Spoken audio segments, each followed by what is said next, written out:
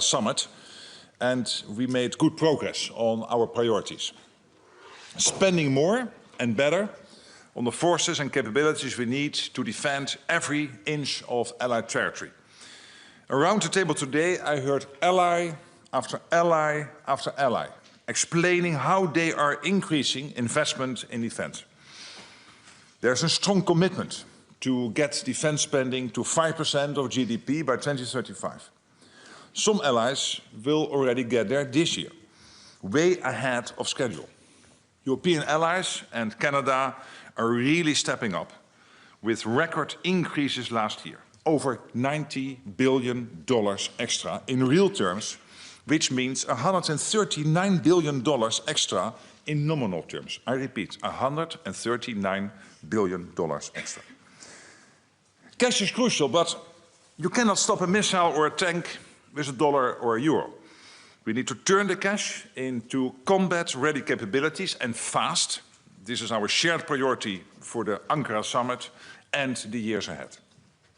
We need more forces, we need more resources and a stronger industrial base. So today, defense ministers agreed on a renewed push to turbocharge transatlantic defense cooperation. We want to scale up our defense industries on both sides of the Atlantic while fostering the kind of cooperation that leads to better innovation as well as more production. NATO is and will always be a transatlantic alliance, but we need a stronger Europe in a stronger NATO through increased defense spending and defense production. And with European allies and Canada, backed by American power, taking more responsibility for defense.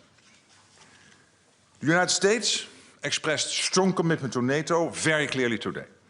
And we also heard about the importance of a more equitable distribution of labor and how we must rebalance our security for the better. Secretary Hexet was very clear about the need for a NATO 3.0, an alliance rebooted for the modern age. On that, we all agree. We heard the US announcement to review force posture in Europe. In today's dynamic security environment, I think it is prudent to ensure NATO's forces are optimally arrayed to deter conflict and, if necessary, to defend against any threat. There was also broad agreement among allies on the need to step up as the US adjusts its pledges to the NATO force model. The NATO force model is about planning, and planning is crucial if we are to be prepared. Allies have already filled some of the slots completely, others are nearly complete, others require more work. Allies in the nuclear planning group also met today to address NATO's nuclear capabilities, which are the ultimate guarantor of Allied security. I welcome the statement released by the MPG, which demonstrates Allies' commitment to NATO's nuclear deterrence and reiterates our unity and our resolve. As the statement makes clear, we will continue to modernize our nuclear capabilities, improve planning, and adapt to ensure our nuclear deterrence remains fit for purpose. We today will shortly start a meeting of the Ukraine Defense Contact Group, which President Zelensky will join. Ukraine is changing the dynamic on the battlefield and inflicting huge losses on Russia. But they can only keep doing this if we step up our support, not just for immediate needs, such as air defense, but assessing how we can work together over the long term to ensure Ukraine can remain sovereign, free, and secure. Because Ukraine's security is important for our own security. And with that, I'm ready to take your questions. Okay, let's start here in the second row, Bloomberg. Thank you, Secretary General. I want to come back to the force model. Of course, there is a force model, and then there is the announcement of the force posture review this morning.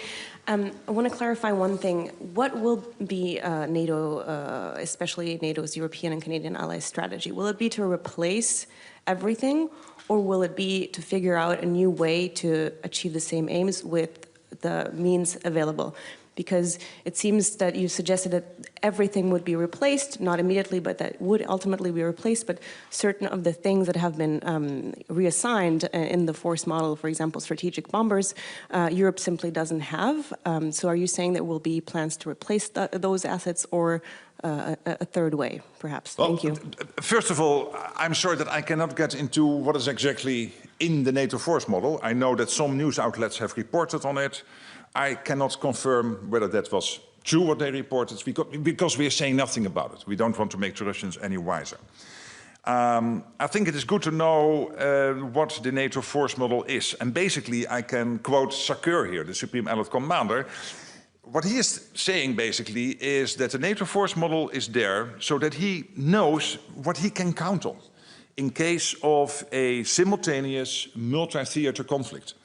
And it's for planning purposes. That means that if ultimately you would get into a situation of a real war, a real Article 5 situation, if we were under attack, then of course it is reasonable to assume that allies would do all they can to defend ourselves. So this is for planning purposes. As I said this morning, this is immediate. So what the US is doing here is immediate for planning purposes, but it doesn't mean it's not there if necessary. It is to make sure that the US can provide what they really can provide in case of a multi-theater threat. And therefore it was so important what Sakur said, I think yesterday, that it makes the plans more realistic and therefore stronger, because there was an over-reliance on the United States. I'm over here, second row, BBC.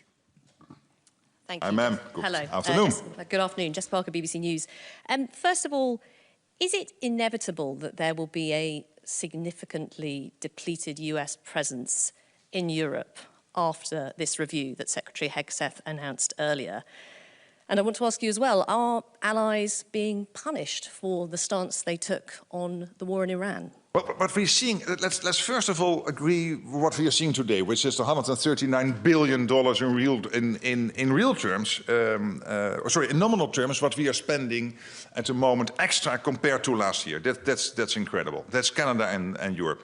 I think against that background, it's completely acceptable that the US is thinking, okay, what is our role here in terms of a force posture? Do we have to make changes or not? This will take months. They will do this in close consultation with allies.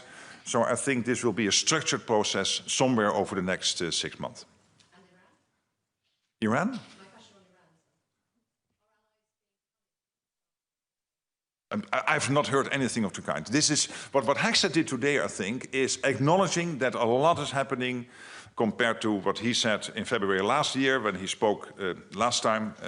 No, it was not last time that he spoke to the ambassadors, but when he did a big speech in February last year, where he said, hey, we really want Europe and Canada to step up. What he is acknowledging today, it's happening, it's taking place, not everywhere, still more needs to be done. I think it is good that he is clear about what he feels, what his sense is of where we are at the moment. We need to have that discussion.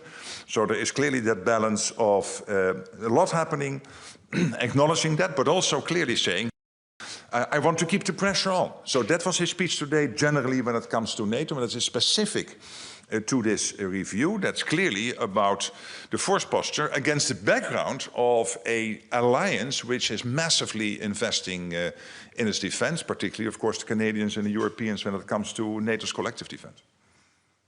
All right, coming over here, Wall Street Journal, second row. Thank you very much, Secretary General. If I could follow up on that. You've been quite articulate about how much more allies in Europe and Canada are doing, especially since The Hague. But at the same time, Secretary Hegseth this morning essentially said, not good enough. So how frustrating is it for you that your messaging to the U.S., to the White House, the administration, doesn't seem to be registering and resonating with them, and how concerned are you about that in the run-up to Ankara? Thank you. It's not messaging to one particular audience. What I'm trying to explain to you and to the wider world through you is what's happening. And the over 90 billion, so the 139 billion in terms of the nominal terms of extra defense spent in 2025 is historic. I think we are at a level where you have to question yourself, if it is even more in 1 year, can you absorb all that money? I think we all acknowledge that. Also Pete Hegseth. But then when you look basically more in detail, you will still find allies holding back a little bit and needing to do more. And I think what he tried to do today is to keep the pressure on. And I think that's good. That's his role. The US is by far the biggest ally in NATO. US economy is over half of the total NATO economy, so the other 31 are smaller together than the United States when it comes to the overall size of the economy. So I think it is important that this ally, which for so many years was spending much more on defense than the Europeans and the Canadians in aggregate, is keeping that pressure on, whilst also acknowledging that a lot is happening. So I think that's the story. And I'm happy he does this, because we need to speak the truth to each other. This alliance is going through a massive transformation, probably the biggest transformation in its history, to build this NATO 3.0. And obviously, that means also that there are some rough waters. It is a rocky phase. You will have these debates, these discussions, and that's good. All right, coming over here, second row towards the center, New York Times. Good afternoon, Mr. Rutте. Nice Good to afternoon, see you. ma'am. Hi. So ministers came into the doorsteps this morning. They seemed like they were in agreement about the need to spend more on defense. Many expressed pleasure that the developments in the Mideast, that there seemed to be a ceasefire on the horizon. And then Secretary Hegseth this morning called the alliance a paper tiger. He said that the alliance's reluctance to get involved in Iran was shameful, and so on. You just said that you're happy he does this. But what was the mood in the room afterwards? Was this helpful, especially in the run-up to Ankara? Well, I'm not sure you completely give credit to what Hegseth was saying, but I'm not sure about the... Okay, I'll leave that with you. You will listen carefully to what he said. But what's more important is this. Allies are very happy with the deal on Iran, because for NATO it has always been clear, and we commend President Trump for getting here, that Iran cannot have his hands on a nuclear capability. This is now severely degraded, that we have to prevent Iran getting a ballistic missile capability, which is a threat to the region and to Europe and to the wider world, severely degraded by the United States, what the United States has done over the last couple of months. And obviously also important that the Strait of Hormuz opens up and the freedom of navigation is restored. We have heard many allies saying we want to help there. You have seen the G7 statement also completely supporting what the American President Trump, is doing here. I think there's widespread support and we are in agreement. What this is about, from what I hear, from what he was saying, but also from my conversations with Pete Hegseth, the Secretary of War of the United States, is, again, this balance. Acknowledging a lot is happening, but you look at the total numbers, it's really impressive. But still, I want to maintain the pressure on those allies still not there, needing to do more. That's one. Second, given the fact that Europe and Canada are stepping up, it is only logical that the US again, and they do this over time, regularly, reviews its force posture. But I'm not going to comment on every word every ally is saying. I never do that. Okay, let's go to the back. Rai. Who's speaking? Marilu Lucrezio, Rai. Hi. Italian television. Hi. Italy, hi, thank you.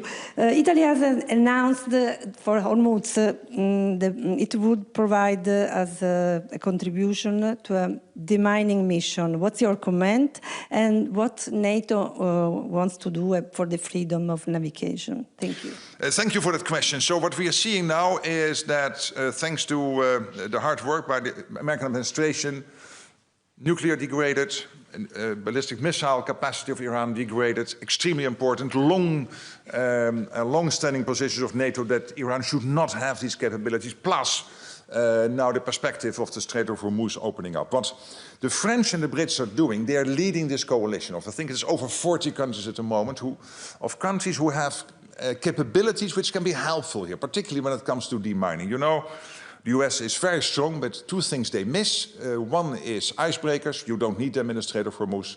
And the other thing is demining, and you need that now in the Strait of Hormuz. And Europe has that capacity, that capability, well, really big. And we have seen over the last couple of weeks that many European nations are pre-positioning these assets close to theater. What the G7 leaders, including, of course, 6 of them in NATO, including the American president, concluded in the G7 meeting, but this was also clearly the tone of discussion of the debate today, is the necessity to do everything together to make sure the Strait opens up. And that discussion is ongoing, what exactly that will mean, how this demining will be done. for NATO to play a role there is not yet foreseen. It is, of course, out of NATO area, but if NATO can be helpful in any way, as I said yesterday, of course, we are always available. All right, coming over here, second row, Reuters. Hi, Secretary General. Hi. Andrew Good Gray from afternoon. Reuters. Secretary Head just said that the US's annual dues to NATO will now be contingent on other countries meeting their defence spending targets. And he said when other allies do not spend with urgency, our dues will go down. Isn't that basically collective punishment? And did you push back against that idea at all? Again, I'm not going to comment on everything has been said today, but more generally speaking, what we are working on very hard is to make sure that the whole of the alliance implements the Hague decisions. What we are seeing at the moment, when you look at the collective, it's there. Again, when you look at the individual countries, there are still some who need to do more and others who are overachieving, which is great, are doing more than, take Germany already reaching the 3.5 and therefore on its way to the 5% already by 2029 instead of 2035. But also when you look at the Baltic countries, when you look at Poland, when you look at others, they are really ahead. Some others are lagging behind a little bit, and we are working hard to make sure they also keep up. So let's prevent a situation like that. All right, third row towards the center here. Thank you. Thomas Kutschka with Frankfurter Allgemeine Zeitung. Good afternoon.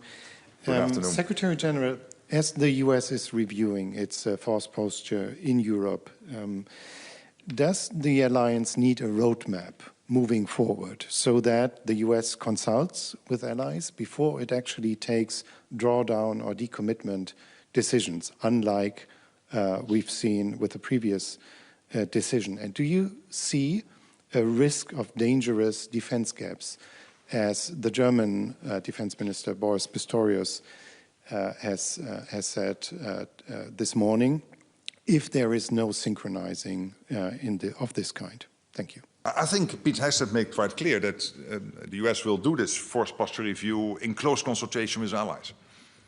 He was very clear about it. And when it comes to the NATO force model, we always knew that there had to be a moment where the US had to create clarity on what they can do in case of a multi-theater situation. And we always knew there was a risk that even the US would then spread its resources too thinly, and that some of what they said they could deliver in case of a conflict would maybe not be there because they also might need it, for example, in the Indo-Pacific. So, and this is exactly why the Supreme Allied Commander was saying yesterday that this change is strengthening NATO's defense plans because they become more resilient, they become more realistic. Yeah, I mean, they will do the review, they will consult with allies. I think that's more or less the definition of a roadmap. But there's still no clarity on exactly what the outcome will be because that will depend on the review. So we'll see what happens. Okay, just in front of him here in the second row. Thank you, Secretary General. Given the push for NATO 3.0, how can Ukraine contribute to the allies in Europe delivering on their objectives, including those which Hegseth stressed today?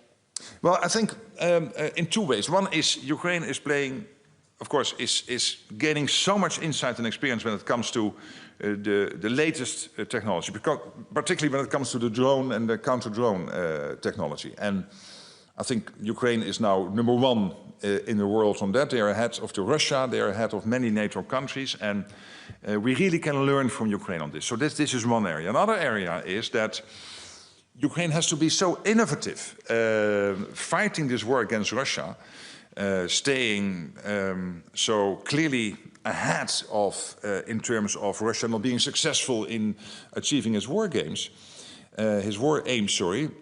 that from that we can learn as NATO when it comes to policies, when it comes to strategies, so that helps us to update our plans. And finally, it is the Ukrainian defense industrial base. So NATO is helping any way we can. We have this joint center in Poland where we capture all the lessons.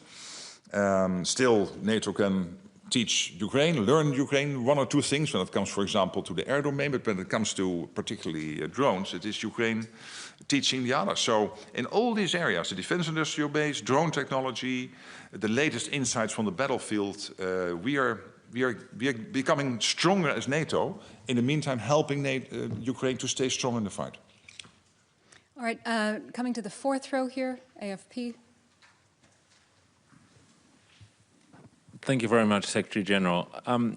Coming back to Secretary Hegseth's intervention, he arrived this morning, he criticized NATO allies, called them shameful and various other things. He threatened them, essentially blackmailed them to try to get them to spend more on defense. And then he left before he listened to any of their responses. Do you think that really shows the commitment from the US that you said was there? And the fact that he didn't stay to meet President Zelensky, does that show that the US hasn't changed its position on supporting Ukraine after the G7? He delivered his remarks at 9:30.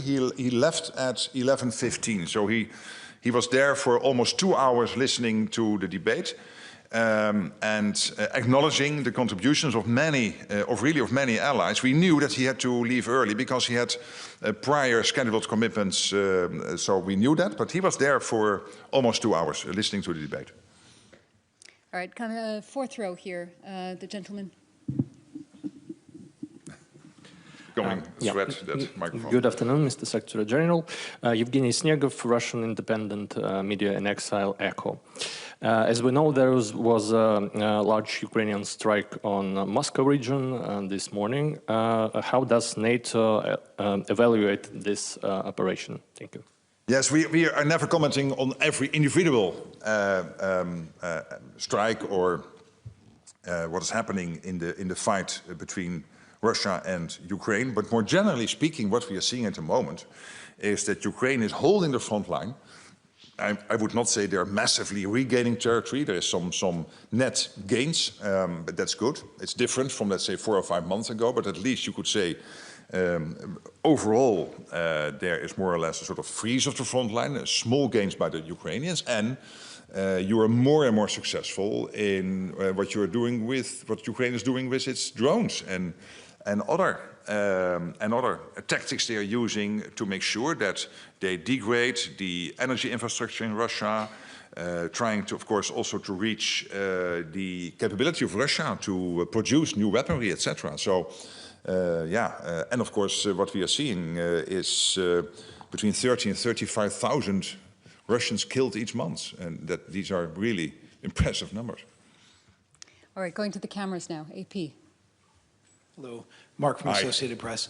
Mr. Secretary General, can you tell us how you're going to help the Americans do their audit of each individual ally? Because you already have a trove of data with each ally's defense spending. It wasn't long ago we were here for a press conference where you talked about last year's defense spending. So I assume you have current information. Tell us how you're going to help with that process. And then also, can you help me understand what exactly do dues to NATO pay for? Is that paying for the building, the upkeep of the building, the staff salaries, or is it for military equipment? Thank you. Well, NATO, of course, is a complicated organization, but very effective when it comes to it. And that means that there are various ways how allies make sure that they pay for their own military what they need, but also to make sure that we can keep the central organization going. But when it comes to your first question, obviously this process has to start, and wherever we can be helpful, we will be helpful. This will be done in close consultation with allies. There is no preset outcome, so this is really to say, hey, Europe and Canada stepping up, doing so much more. Let's review US force posture in that light and see how we can be, as US, maximum effective when it comes to the conventional defense of Europe. Yeah, I mean, this process now, of course, has to be sketched out, more detailed, but wherever we can, we will help, obviously. All right, second row in the very center. Wait for the mic, please. Thank you, Alison. Sir. Thank you, Secretary General. Anton Trigup, Ost-West TV channel.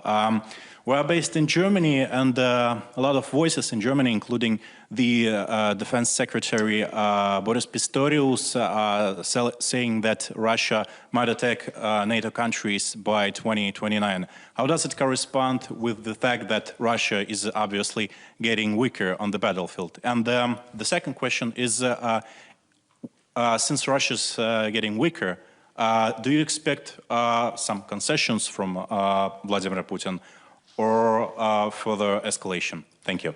Yeah, when it comes to the second question, obviously Putin one day has got to take a decision whether he wants to play ball or not. And Steve Witkoff and Jared Kushner and Marco Rubio, they're all working hard to get that peace process going. I really want to thank them for that. It was President Trump breaking the deadlock with Putin last year, February, directly dialoguing. I think that was also crucial because he was the only one who could do that.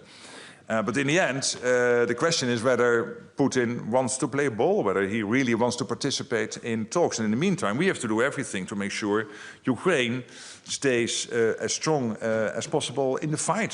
So that's what we are working on.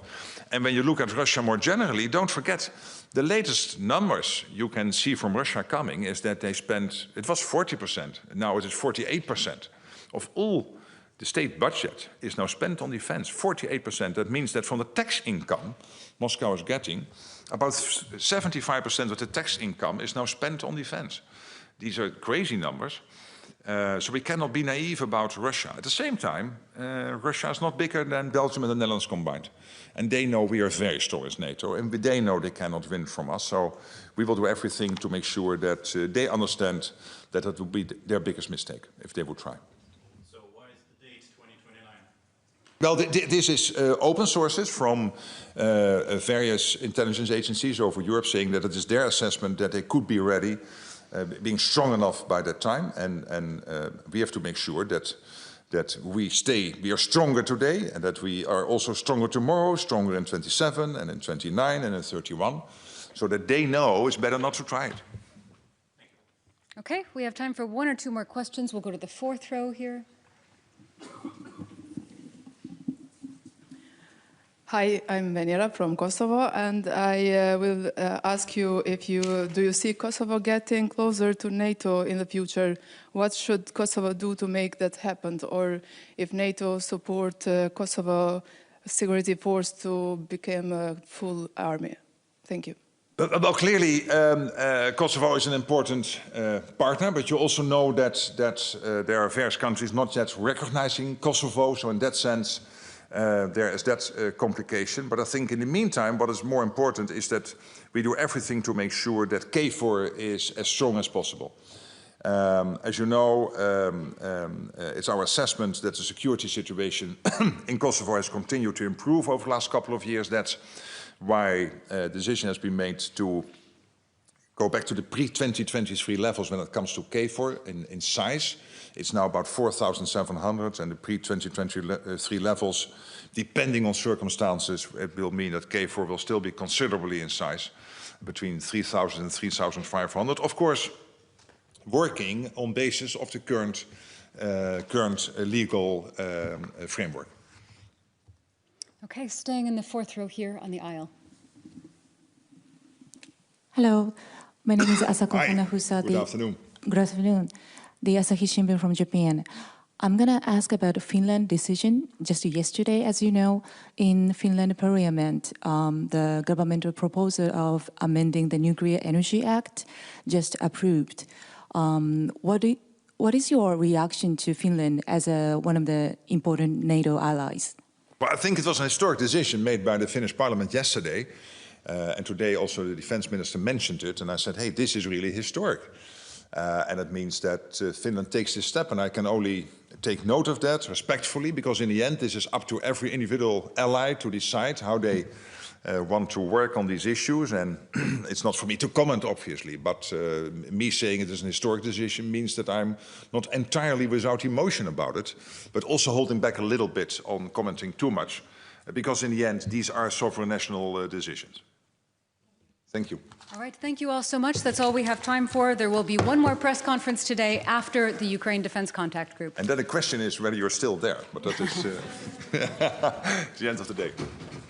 Thank you.